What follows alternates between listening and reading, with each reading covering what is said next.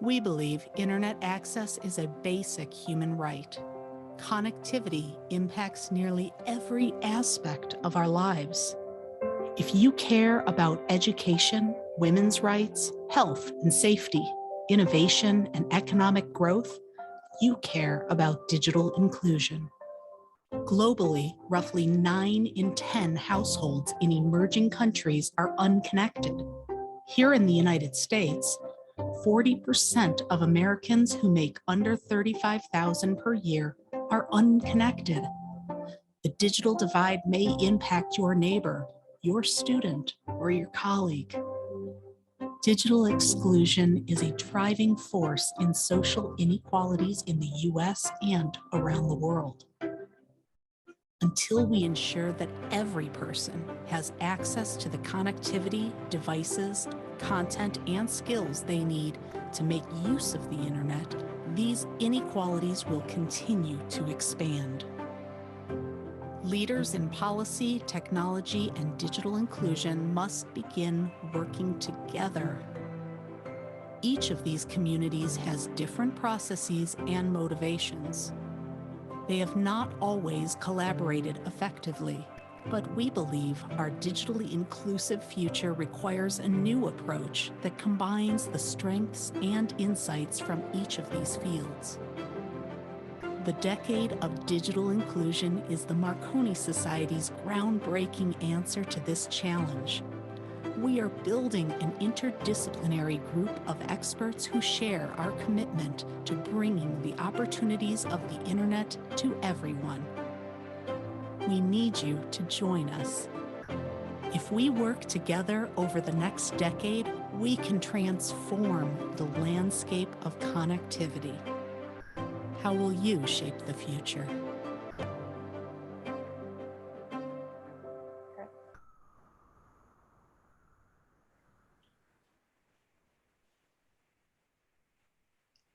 Welcome, everyone, to the 2021 Marconi Society Awards Gala, where we celebrate innovation and scientists whose leadership and creativity in advanced communications technology are helping create a more digitally inclusive world. I'm your host, Rachel Sheeran, this evening, and I am so excited to be here with you. We hope they're wherever you're streaming from, whether it's London to LA, Detroit to Dubai, New York to New Delhi, that you are excited to celebrate, to engage, and to learn all here together with the Marconi Society. In a world that's changing faster than ever, celebrating the leaders of today and tomorrow have never been more joyful or more needed. We need you. Over the next hour, you'll hear from some of the leading minds in communication and digital inclusion, celebrating our Marconi Prize recipient, Andrea Goldsmith. Plus, you'll meet our young scholars and hear a TEDx-style keynote from Larry Irving, and of course, celebrate and hear from Andrea herself. An incredible honor, an incredible evening. So let's not waste a second more. It is my honor to introduce and welcome to the virtual stage, Vince Cerf, Chairman of the Marconi Society. Thanks so much, Rachel. Welcome to the Marconi Society Annual Gala, where we celebrate our Marconi Fellowship and Young Scholar awardees and the importance of information and communication technologies to our society. The Marconi Society was established in 1974 by Gioia Braga, Guglielmo Marconi's youngest daughter, to celebrate Marconi's development of radio technology and its application for human benefit. We've named 54 fellows and 6 lifetime achievement awardees since 1975 and 44 young scholars since 2008. Actually, I think it's 45 now that I think about it, including this year.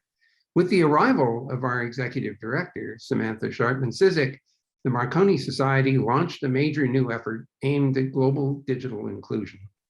More than simply access to digital technology and the internet, the Marconi Society program is aimed at equipping people with the capacity to maximize the benefit of information and communication technology for work, play, and education.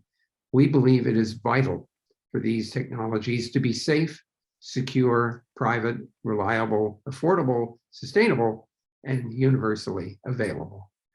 We spent weeks leading up to today's symposium exploring technical, social, economic, and policy challenges that must be managed if the benefits of digital inclusion are to be realized on a global and universal basis. We spent the day in discussion to refine our understanding of the opportunities that lie ahead. Now we look forward to introducing our awardees and celebrating their accomplishments. In particular, we'll hear from many of the friends and colleagues of our newest Marconi Fellow, Andrea Goldsmith. She's the first woman to be accorded this honor, and for sure will not be the last. I think you'll come to appreciate the remarkable capabilities and enthusiasm she brings to her work. We will meet our new young scholars and anticipate that we will hear about their future successes in their chosen fields. And finally, we'll also hear from the man who coined the term digital divide, the former head of NTIA, Mr. Larry Irving. I'm happy now to turn the program over to our effervescent executive director, who with her staff and many volunteers organized this extraordinary day of diligence and celebration. Thank you so much, Vint, and thank you to all of you. Let me say a very special, warm welcome to our guests of honor this evening, our 2020 Marconi Fellow, Andrea Goldsmith, our amazing young scholars who you're going to hear about shortly, and to our growing community, and that means all of you. As a nonprofit, our ability to deliver programming, collaborations, and events like this depends on the generosity of so many. The Decade of Digital Inclusion is made possible with the support of our great sponsors who are as passionate about digital inclusion as we are. So a special thanks to our presenting sponsors, Vint and Sigrid Serve. Thank you so much. Our gold sponsors, Cisco and Crown Castle, our incredible silver sponsors that span industry, academia, and professional associations, our bronze and partner sponsors who also hold digital equity and inclusion in such high regard. Thank you all for the support, and the Decade of Digital Inclusion would not be happening without you. So thank you so much for making tonight possible. Over to you, Rachel. Thank you, Vint, and thank you, Samantha. Thank you, sponsors. You know, as we begin this evening's honors, I can't help but think about how many people it takes to do something great. From our team streaming live here from Nashville, Tennessee, to the incredible Marconi Society staff and board, bravo. Great things get done together. And most great things, well, they rely on the network that so many of you have helped create. But it isn't just all work. The people in our lives, well, they propel us forward. They propel us to do great things, and oftentimes behind the scenes. Let's hear now from some of the people in the life of our Marconi Prize winner, Andrea. Please welcome her husband, Arturo. Andrea, those of us privileged to live life alongside you get to personally and continually experience the wisdom, intelligence, warmth, dedication, and diligence with which you pursue all your endeavors. It is therefore very rewarding to us, your family, to see your colleagues recognize these qualities and honor you with the Marconi Award for your many professional accomplishments. On behalf of the whole family, I take immense pleasure to congratulate you on being awarded this well-deserved recognition. Keep shattering those glass ceilings. Marrying you, building a family together, and watching you grow into the superstar that you are has been the greatest joy of my life. You're not just my spouse. You're my best friend, my media naranja, my confidant, and my partner in the greatest adventure of our lives. You're the love of my life, and words cannot express how proud I am of all your accomplishments. Congratulations, love. Family is not an important thing, it's everything. Thank you, Arturo. Now on to Andrea's colleagues. And one of them, well, a fellow dean of engineering at Andrea's alma mater, UC Berkeley, and a fellow member of Intel's board of directors. Welcome, Dean Sue J. King Liu. Hi, Andrea. Congratulations on winning the Marconi Prize. This is due recognition of your innovative and impactful contributions to wireless systems and networks, which have transformed the field of communications and society at large. We are so proud to be able to count you among UC Berkeley's most distinguished alumni, and I am honored to have you as a colleague and friend. As a luminary in innovating technology for the benefit of humanity, you exemplify your alma mater's motto, Fiat Lux. I am especially appreciative of your leadership in promoting best practices for fostering diversity in engineering, particularly as a founder and chair of the IEEE Technical Advisory Activities Board Committee on Diversity and Inclusion. Thank you for your leadership in advancing equity and inclusion toward a brighter and more equitable future for all members of our society. Congratulations again. I wish you continued success in all your endeavors. Thank you, Sujay. Love the Berkeley background, by the way. And you know, we have professors, students, alumni from so many great schools gathered here today. So let's see it in the chat. Where's everyone from? What schools do you proudly represent? Listen, post it in the chat, get to know each other a little bit more, and let your pride show. While you do that, I am thrilled to introduce you to our 2020 and 2021 Marconi Society Paul Barron Young Scholars. Let's hear first from Joseph Kakande, 2011's Marconi Young Scholar, the Marconi Society board member, and chair of the Young Scholar Selection Committee. Joseph? Thanks, Rachel. My name is Joseph Kakande, and I have the honor of serving as the chair of the Marconi Society Young Scholar Selection Committee. Before anything else, I'd like to extend my congratulations to Professor Goldsmith. You've been an inspiration to many, myself included, and it's a real honor to share tonight with you. I was invited to introduce our 2020 and 2021 Young Scholars. The Paul Barron Young Scholar Program, which was generously funded by an endowment by Paul Barron, one of our fellows, has been running for about 13 years now. And it brings together a group of young leaders in the field of telecommunications. These are scientists and researchers who have been selected for exhibiting leadership, both academically as well as research within the field, as well as an inherent ability to become potentially young Marconi Fellows one day, just like Professor Goldsmith. We have a group of over 50 at this point. We generally have been selecting about 3 or 4 every year for the last 13 years, as I said. And we have coverage across various domains in telecommunications, optical, wireless, as well as the information sciences. So the selection committee meets every year to go through a pool of applicants to try and find a few candidates who truly exemplify the spirit of what it means to be a Marconi Scholar.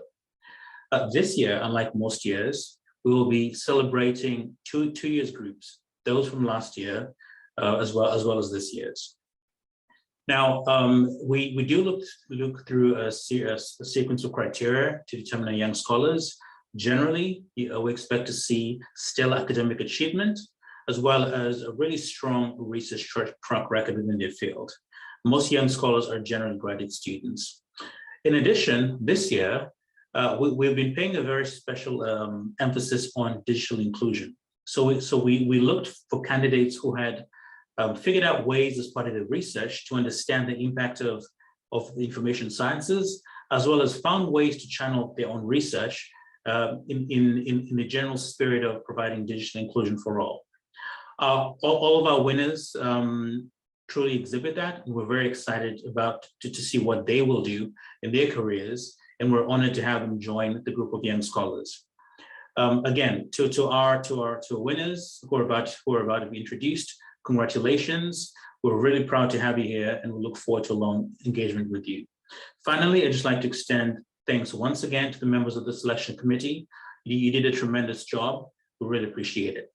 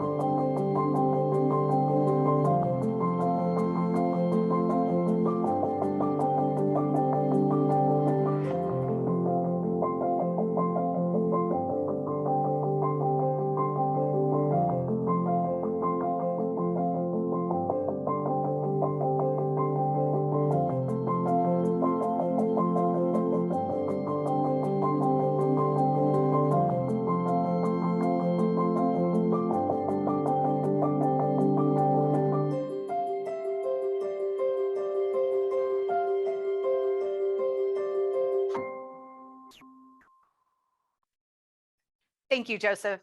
And congratulations, young scholars. Absolutely fantastic and inspiring. The future is so bright, and you can learn more about the young scholars by visiting marconisociety.org. As John F. Kennedy once said, children, well, they're the world's most valuable resource. It's best hope for the future. Now we hear from Nicole and Daniel, our Marconi Prize recipients' children, with a message for her.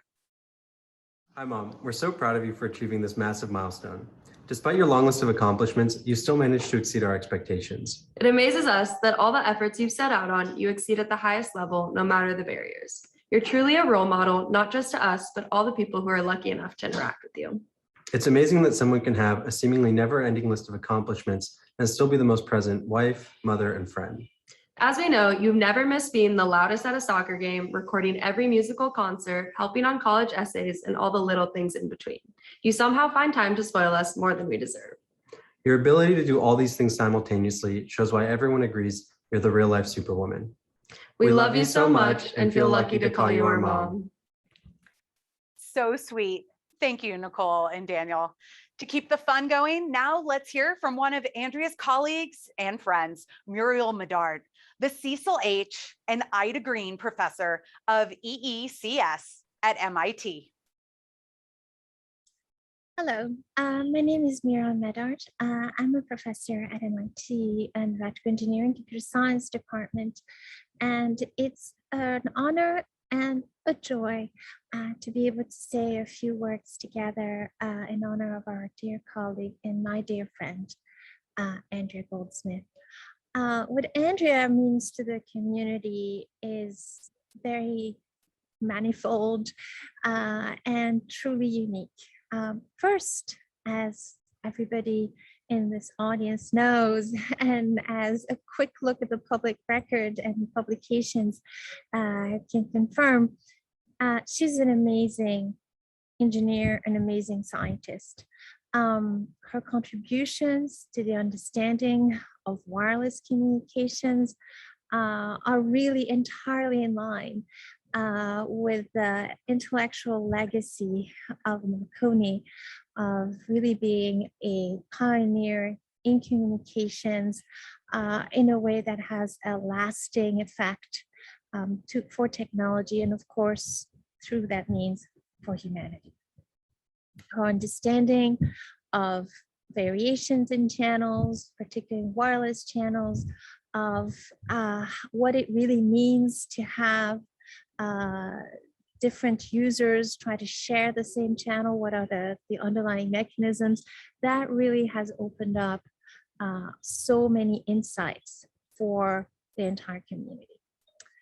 Second, and this is definitely exceptional, and I would say almost unique in our field, she has managed to do tech transfer. And while we all know about engineering departments, one would be often surprised at the difficulty of going from teaching an engineering department to practicing engineering, particularly when you're working not just in the context of current technological understanding, but when you're trying to bring entirely new understanding and truly break through revolutionary ideas into praxis. Doing that is difficult in the extreme. Doing that successfully, as Andrea has, is truly a tour de force. And she has done that. She has brought multi-antenna systems to areas of communications which were considered up until then to be sort of almost too difficult to retrofit, such as Wi-Fi. I think the work that she did in Fontana in this respect was against all odds, and she did it, and she won against all odds. The third component is a component of mentorship, of leadership through example, through care, through genuine intelligence and warmth combined in a way to provide not just her colleagues, but particularly her junior colleagues, an incredible set of opportunities, a welcoming community.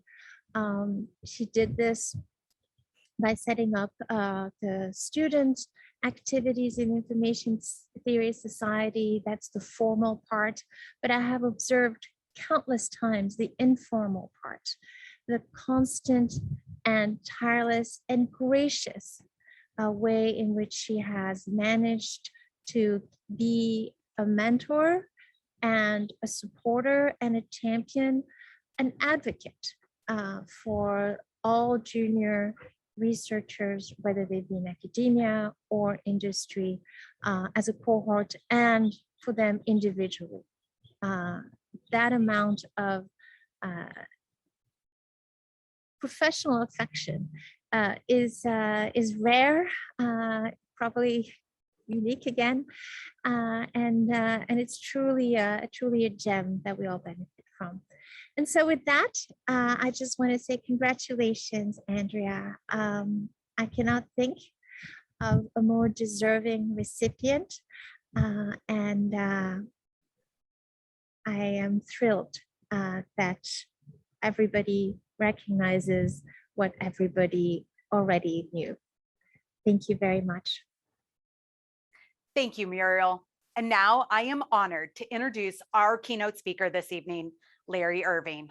Larry not only produced the first empirical study proving the existence of the digital divide, but he also named it and brought it to the global stage. A career-long advocate for digital equity and regulatory reform, Larry has advised presidents and White House officials and remains a vocal advocate for the and underconnected. Larry is CEO of the Irving Group and has held leadership positions at the National Telecommunications and Information Administration, plus other organizations. Tonight, Larry is here to talk with us about redefining the digital divide. Please join me in welcoming Larry Irving. Thank you, Rachel. It is an honor to be here. I want to thank you. I also want to thank Vint, and I want to thank Samantha, but everybody involved in the Marconi Society. It's an absolute honor. This has been an incredible week, but an incredible day. The symposium you held today, you brought together some of the leading thinkers, leaders, activists, advocates across the planet who are working to bring all of us together, connecting us through this incredible miracle called the internet.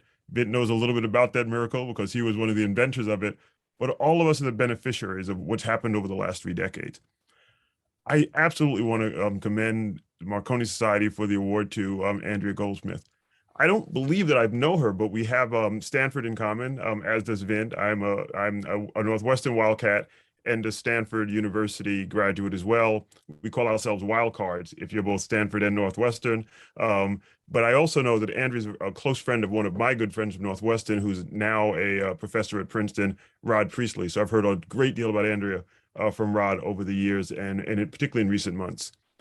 One of the things I want to commend Marconi Society for is you have an incredible ability to identify an inclusive community of leaders in this effort to have a decade of digital inclusion.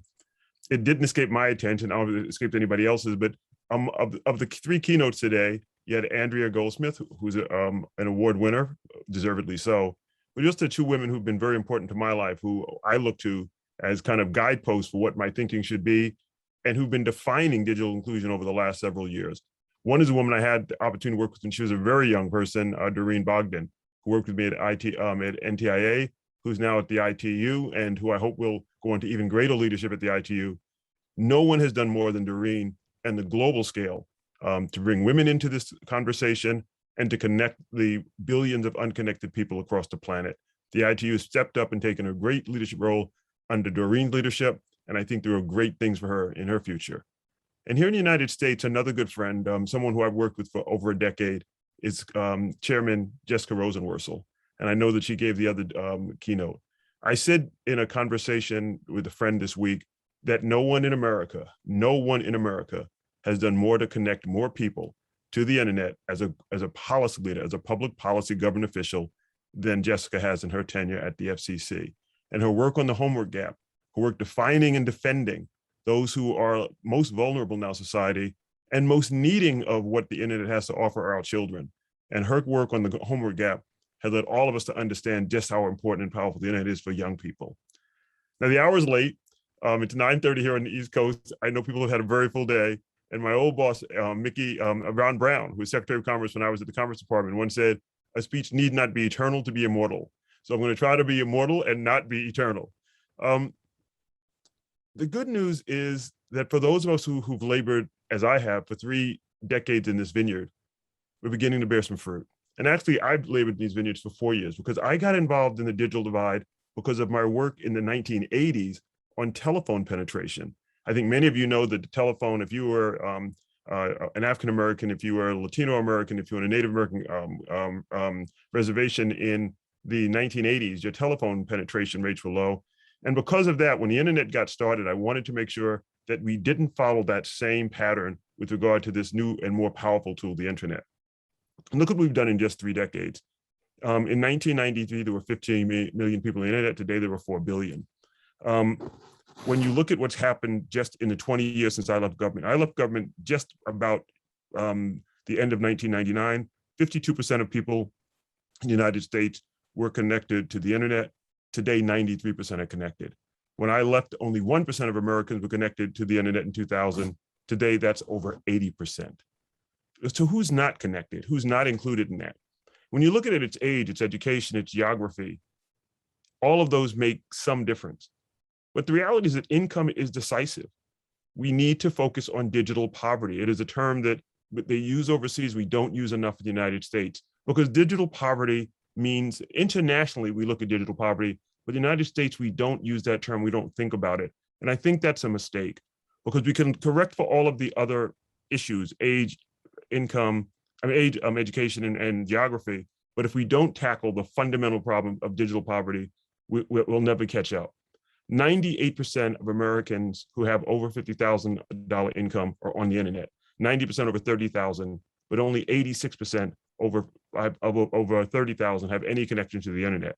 For broadband, the numbers are 90% of Americans with over 50,000 income are on the internet or have broadband, 74% at 30 to 50,000, but only 57% of American households with an income below 30,000 are on the internet. Almost 1 out of 2 very low income households are connected. So the greatest predictor of internet or broadband connectivity is income. That's not just true in the United States, it's true globally. If you look at the 10 least connected nations on the internet, they're also among the 10 poorest nations on the planet. South Sudan, Eritrea, Somalia, Guinea-Bissau, Burundi, all of those nations are far behind the rest of us on this planet in terms of internet connectivity, and in so many ways they need it. There's no one solution, but at least today we're paying attention. Across this planet, we've been ravaged by this pandemic. The pandemic has been an almost absolute awful in every dimension you can think of. What it's done to economies, first of all, the lives we've lost, the educational loss, all of us have felt some impact of this pandemic. There is only one salutary effect that this pandemic has had, and that's that it's made all of us understand how important connectivity to the internet is. Prior to last March or April, when you talked about how important the digital divide was and why digital inclusion, somebody tell you, well, you don't need to get people connected to the Netflix, or, how many times does somebody need to be on Facebook, or it's just about some tweets. Nobody believes that anymore. We all understand that it's about healthcare, it's about education, it's about economic opportunity, it's about finding fundamental needs. Here in Washington, D.C., one of the richest cities in the richest nation that's ever existed, I was able to get connected to getting my vaccination because the folks in the poorest part of this town didn't have internet connectivity. I live in a relatively affluent section of town. And when I went online to find a place to get vaccinated, what I discovered was that if I was willing to go 10 miles into a poor African-American part of this city, there were abundant opportunities because the folks there couldn't get connected and weren't being informed about the availability of vaccines. Whereas in the walking distance of where folks did have internet connectivity, that's just one example. And I think all of us will remember, I think if there's one iconic meme memory, it's those 2 little girls of Hispanic extraction sitting in Silicon Valley, in San Jose, outside of a Taco Bell, so they could do their homework using that Taco Bell free Wi-Fi. A nation this rich should never have that type of necessity, but no child anywhere on this planet should be deprived of education, deprived of the healthcare benefits, deprived of being connected to their families because they don't have access to the internet. We can change that, and with the work of the Marconi Society, we will change that. So how do we get there? What do we do? One of the first things we have to do is we have to have a lingua franca. We need a common language. We need metrics that work for all of us. Whenever I go online to try to find out who's connected, who's not connected, even in the United States, we don't even have a real definition of what's broadband, and what's broadband in the United States is broadband globally. We need to have the best minds, thinkers, policymakers, academicians, government officials, technologists. Let's begin to agree on a common language about what internet connectivity means, what broadband means, and then let's have metrics so that wherever you are on this planet, when we say X percentage are connected, we really know what we're talking about, because we don't know today. The second thing is Marconi Society is driving, and I think is so incredibly important. We have to bring together government leaders, academic leaders, business leaders, NGOs, but most importantly, local leaders. And we need them all pulling in the same direction.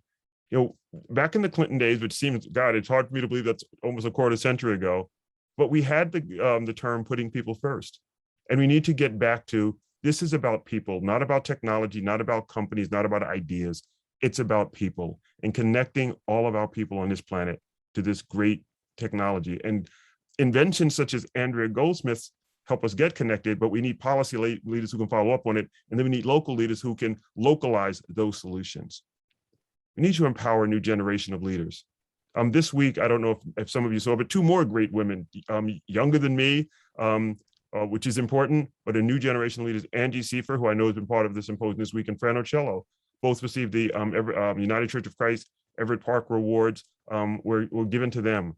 And it is important that we have new leaders, respect those leaders, empower those leaders, lift up those leaders, and have them become mentors for the generation that's following them.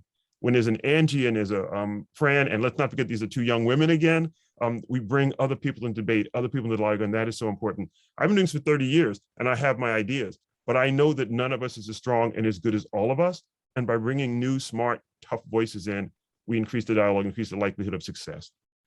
And finally, I believe that most of the solution should be local. I think that when you find a local solution to a problem, you can scale it to a global solution. But it's very hard to take a global solution and ram it down and force it into a local scenario. Let's find 1,000 different local solutions, find which of those are ideal for that one community, but also find which of those can be scaled up. Now, I want to mention one other woman that doesn't get enough credit and mentioning for all that she does. She's currently the chairman of the National Digital Inclusion Alliance. Her name is Laura Breden. Laura was my colleague. She was my muse. She was the person who taught me how to think about solving the problems of internet connectivity. Laura said, when we're funding grants, we need to ask three fundamental questions. What is the problem to be solved? How will what we're doing solve that problem? And then how will it be sustained after we go away with our grants? If you take those three questions to almost any problem we're trying to solve today, they are still the right three questions. Laura Breden's three questions in 1993 and 94 are just as important as we head forward to 2003 and 2004. We need to go with that mindset. If we ask those questions, if we focus on digital poverty, if we bring the best minds together, if we look to young leaders, if we look for local solutions first, we can solve this problem. 10 years from now, we're not going to be at 80% or 50% or 70%. We're going to be at close to 100%. And I want to thank Marconi Society for your leadership. I want to thank you for bringing all these great people together. There is more work to do this year in this decade of global inclusion, but there's certainly much more work to be done over the next decade. I look forward to putting my shoulder to the wheel with all of you. It is always good to be in the company of my great friend and mentor, Vint Cerf, but it's also good to see Rachel and Sharon and anybody else in this voice. I look forward to working with you, who can hear my voice tonight. I look forward to working with all of you. I wish you a good night. And Andrea, congratulations again. Absolutely incredible, Larry. I've got goosebumps over here and such a hope for the future. I heard you loud and clear, and I know everyone out there did too. A world that gets better and closer together. It's ahead. Thank you. Larry Irving, everyone. Are you feeling it too out there? I hope so. And I hope the love keeps flowing as we hear from another VIP in Andrea's life. Andrea's mother, Penny, joins us tonight, along with her sister, Remy, brother-in-law, Zeph, and two nephews, Blaze and Emil. As some of Andrea's closest family members, we'll save the technical accolades for some of the other speakers this evening. But we do want to offer our congratulations, admiration, and gratitude. Andrea, what we would like to acknowledge are all the doors you've opened for others. You've done more than lead by example. By creating opportunities for others who wouldn't have gotten them, you've made the communications field more of an equal place. And it's such an important field for all of our society that we're all the beneficiaries of the equity that you've brought. Andrea, you're so great at so many things. Fantastic mother and wife, amazing daughter and sister, and life-changing mentor and teacher. Being good at one of those things is an admirable accomplishment, but you're great at all of them. And that makes us grateful that we get to call you ours. We love you, Andrea. We love you, Andrea. We love you, Andrea. We love you, Andrea. Congratulations. Congratulations. Thank you, Remy, Penny, and family. That was beautiful. And while miles might divide all of us a little bit right now, the power of video brings us together right here. And sharing his congratulations from across the globe, please join me in welcoming Mohammed Saleem Alowini, Distinguished Professor at Cost and Andrea's first graduate student. Welcome, Slim. Hello, everyone. It has been my honor and privilege to be the first PhD student of Andrea about 25 years ago when she started her academic career at Caltech. I'm happy to see her being recognized with this Marconi Prize and in a way to join this Telecom Hall of Fame. Andrea, well deserved for your technical contribution, for your impactful research, and for your exceptional mentoring skills. Thanks, Andrea, for being such a great advisor and such a great role model. Not only have you been a fantastic advisor, but you have actually inspired me how to advise other students and postdoc with this, let's say, magic balance and combination between technical guidance and technical suggestions, exceptional mentorship, and of course this nice way that you give to your student to pick and choose some research topics within their PhD thesis research. Congratulations again, Andrea. I wish you all the best in your new role as the Dean of Engineering at Princeton. I'm sure you will succeed again. Thank you so much, Slim. That was fantastic. So now I want to talk to you all a little bit about the Marconi Prize.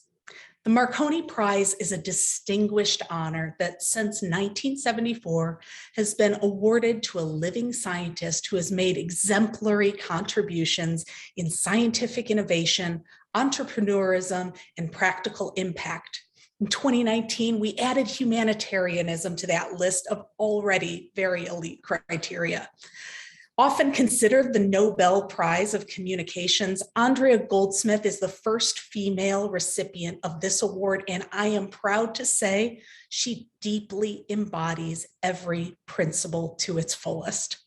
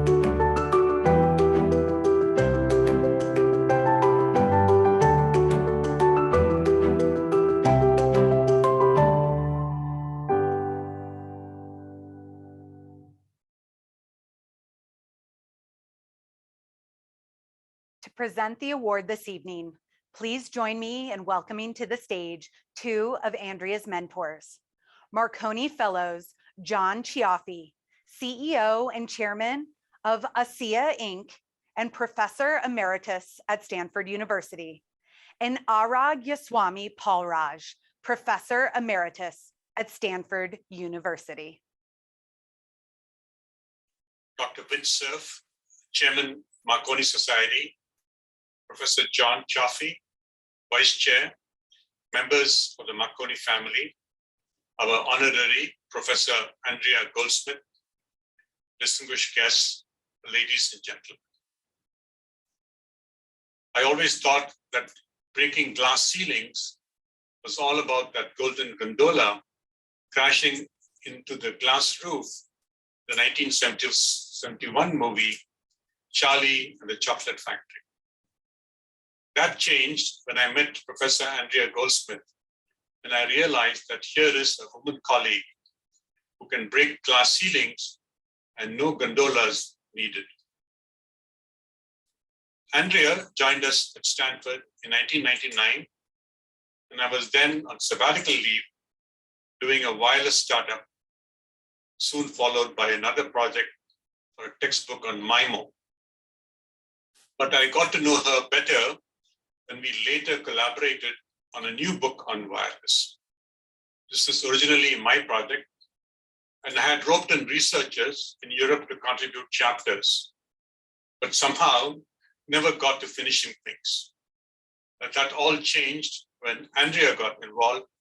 She took over the book and cracked the whip and got the book done in no time.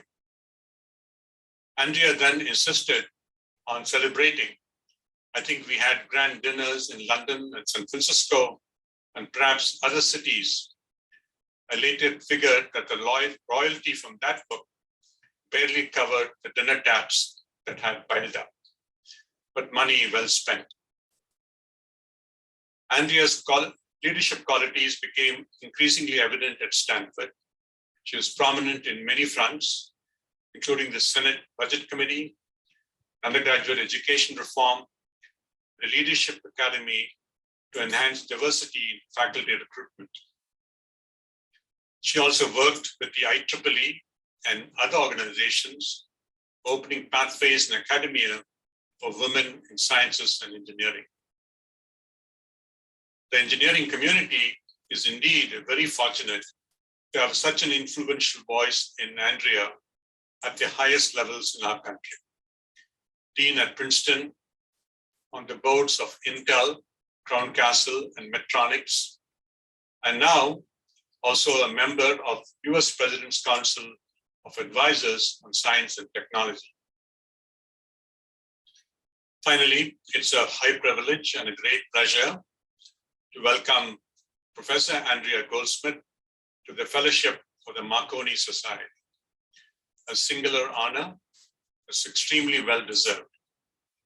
Her breakthrough research, her entrepreneurial success, and her leadership in gender equity and diversity have all been at the very highest levels. My heartiest congratulations, Andrea. Hello, I'm John Chiaffi and have served the last 12 years on Marconi's Selection Advisory Committee, which recommends the prize winners. The last 5 years, I was its chair. During that time, the committee's constituency diversified greatly, and now its winners also so diversify with this year's selection of Andrea Goldsmith. While many at this gala speak of diversity, we are all also unique individuals. And I would like to speak about a special type of diversity, Andrea the individual. Andrea the individual is quite diverse, and that is the reason she is this year's winner. First, Andrea the student. Andrea, as a Berkeley graduate student long ago, diversified to drive 1 hour each week to attend my Stanford research group meetings. No other student I know made such an effort. That exemplary, diverse effort propelled her dissertation and early career. Second, Andrea the teacher. When Andrea joined Stanford faculty, I was assigned to be her mentor. Andrea arrived at Stanford and energetically motivated students. Her wireless textbook and classes are famous, but Andrea's teaching methods went far beyond the classroom and were diversely unique. Andrea made exceptional personal effort to connect with students through many parties, dinners at her house, and events that enriched their lives. Third, Andrea the Entrepreneur. Andrea further diversified and co-founded Quantenna earlier this century. I wrote Quantenna's first investment check and more checks later. Quantenna was first in mass-producible multi-user MIMO Wi-Fi chips, in good part thanks to Andrea's early years there. The company later went public and was subsequently acquired by a large semiconductor manufacturer. Fourth, Andrea the Leader. Andrea has served in many diverse volunteer leadership positions, from editorships to conference chairs to Information Society president and to chair of Stanford's Faculty Senate. She also serves on the boards of 3 public companies. Most recently, she became Princeton's Dean of Engineering because of her technological vision. The White House recently selected Andrea as a member of the President's Technology Advisory Committee. And finally, Andrea, the family friend and socialite. When Andrea becomes your friend, and she has many, she will learn everything about you. Your families will know one another. If you need advice or referral, she knows someone. She checks up on you, often, like a family member. This Marconi Award is unique in that the winners become a close family group. This is unlike any other award I've experienced. I can think of no one better to introduce to you and to welcome into our grand Marconi family than the highly diverse Dr., Professor, Dean, and Sister, Andrea Goldsmith, the 2021 Marconi Prize recipient. Congratulations, Andrea.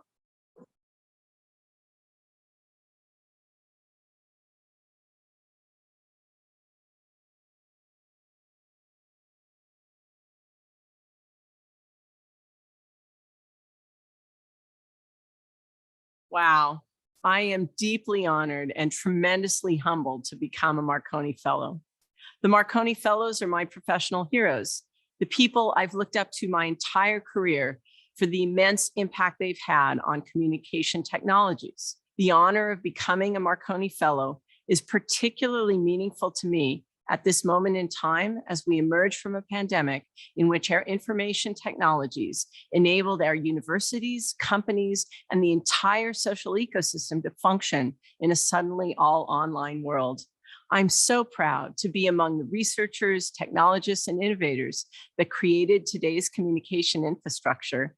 And today, to me, is the most exciting time to be a researcher and innovator in communications, as we have much work ahead to create the next generation of communication technologies, as well as ensuring digital inclusion for everyone around the globe.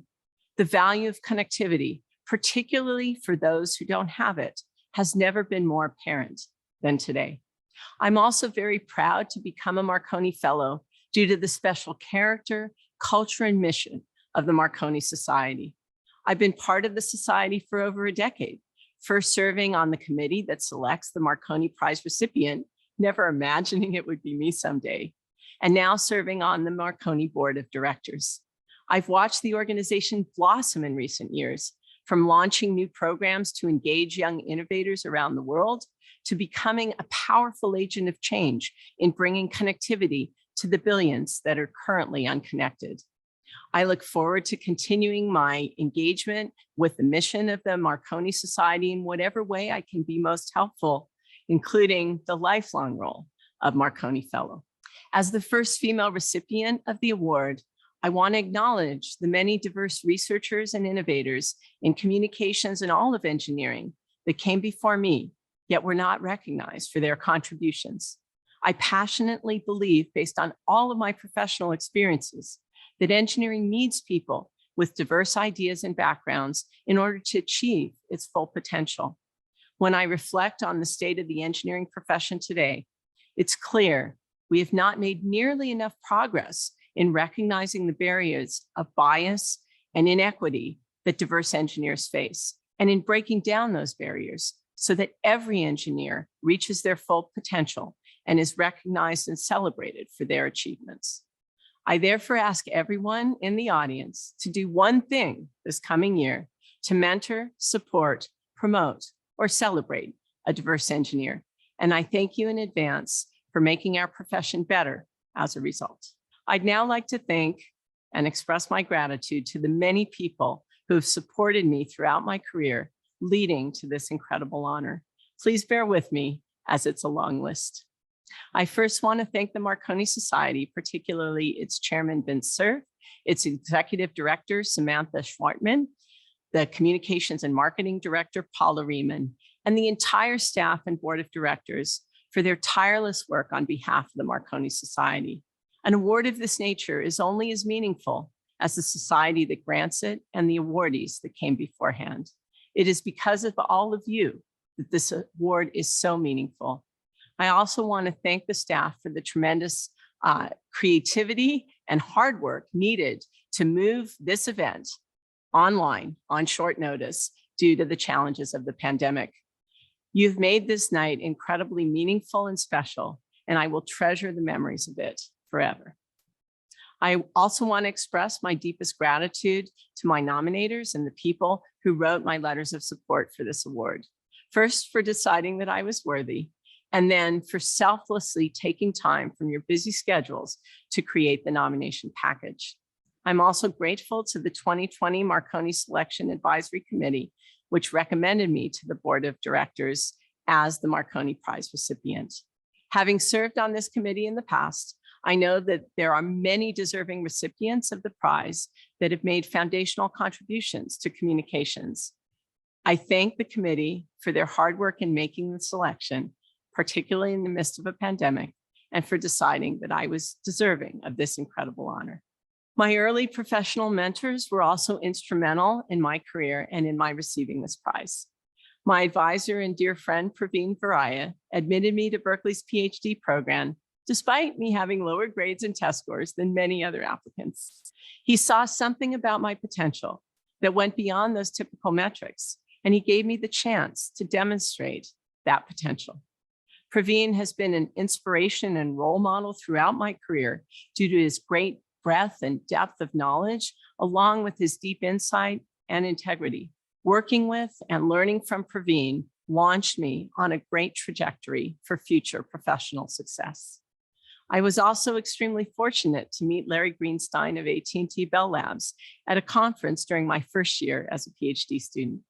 Larry hired me to work at his department at Bell Labs the following summer, and his mentoring and teaching was particularly impactful during the early days of my career. In particular, my work with Larry and my other Bell Labs colleagues that summer of 1991 introduced me to the joys and sorrows of wireless research, which has captivated me throughout my career. I want to thank Caltech and Stanford faculty and leadership for the privilege of joining their faculty and for providing supportive and inspiring environments for my research and teaching. In addition, I'm grateful to the Princeton leadership for giving me the amazing opportunity to lead its School of Engineering, and to the Princeton faculty, students, and staff who have embraced my leadership and vision and have made this past year so rewarding and fun. In addition to my academic colleagues, I want to thank the people that helped to create my successful startups. Thanks to the investors who believed in me and my founding team. We could not have done it without your support through the trials and tribulations of a hardware startup, along with the many rounds of funding needed for our success. Thanks also to the engineers at my startups who joined me on an entrepreneurial journey with an uncertain ending, pouring their heart and soul and knowledge and experience into creating successful products and ultimately successful companies. I also want to express my utmost gratitude to the brilliant, passionate, and creative students and postdocs and collaborators that I've had the pleasure and privilege to work with. This award is mostly your award. I've learned so much from you, been inspired by you, and been in awe of all that you have achieved. I thank you all from the bottom of my heart for the honor of working with you, which has been the most rewarding aspect of my entire professional career. It's not easy to balance work, family, and any kind of life. I'm fortunate to have wonderful friends that have helped me through the deepest depths of professional and personal despair and made every step along my professional and personal journey more fun and more rewarding. To my friends who have enriched my life so much with your love, support, and the many memories we have created together, thank you for the happiness and joy you have brought into my life. I treasure your friendship more than you can know. My deepest gratitude goes out to my family. My dad, the senior Professor Goldsmith, was my greatest cheerleader throughout my career until his passing. I wish he could be here tonight, where he would be beaming, bragging, giving me huge hugs that would mess up my hair, and snapping pictures. He is certainly here in spirit. And my mom, the animator and character designer for the Bullwinkle and Rocky show, as well as the inspiration for Natasha Fatale, gave me my creative and flamboyant side, instilled in me a joie de vivre, taught me that you can dance at any occasion, even if you're the only one dancing, and forged in me a resilience that has served me well in every time of crisis or challenge. To my sister Remy and her amazing boys, Zeph, Blaze, and Emil, thank you for the love and joy and support you've shown me. To my honorary moms, Penny and Lily, thank you for adopting me and loving me as your daughter. Thanks also to my adopted family in Mexico and Israel, who came into my life through Arturo. You've enriched my life and that of my family. I am so grateful to have you as my family. My children, Daniel and Nicole, are the best results I've ever created, and they have brought me more joy and love into my life than I could describe in words. They constantly remind me that all my professional successes pale in comparison to the rewards of being their mom. As they enter young adulthood, I'm in awe of their compassion, their empathy, and their success professionally and personally. Daniel and Nicole, your love and support is a priceless treasure to me in the best, worst, and most mundane of times. I love you both more than infinity, and I cannot possibly express the pride I have in the people you have become. My last words of gratitude are for my husband, best friend, Media Naranja, and the love of my life, Arturo. I greatly appreciate the sacrifices you've made for my career. This award and all my professional success would not have been possible without you. You've been with me every step of the way, from our move to Caltech at the beginning of our marriage, with you commuting to your startup in a different city so that I could have my dream job, through the trials of getting tenure, parenting our two wonderful children, my 4 books, 2 startups, and the other myriad of professional activities, along with our crazy but wonderful personal life, filled with dear friends, copious food, wine, and parties, and adventures far from home, as well as near home and in our home.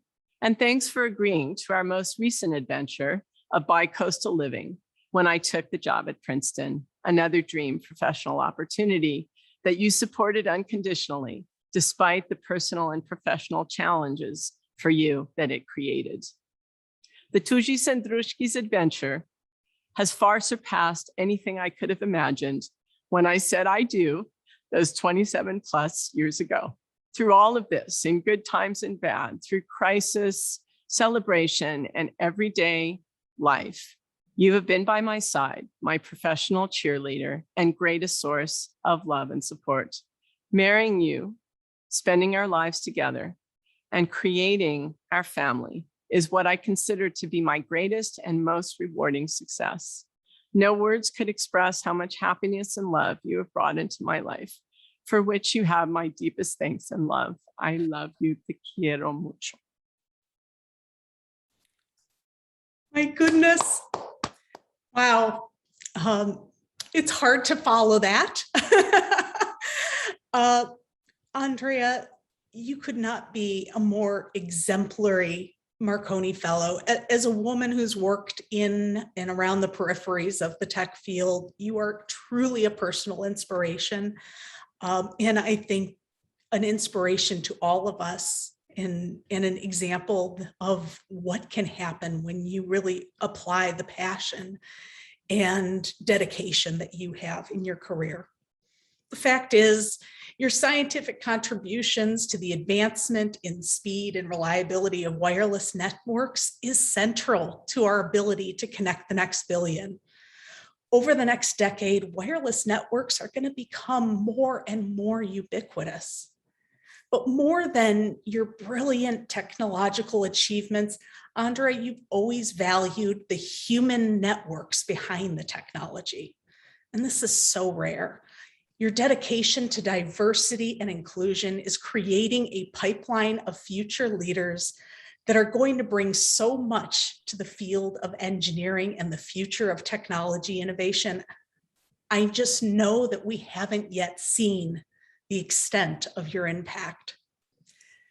So thank you for setting a high bar, Andrea. I feel my job just got a lot harder to ensure that the Marconi Society continues to live up to your example. Congratulations. And everyone with us this evening, thank you for celebrating. Cheers and good night.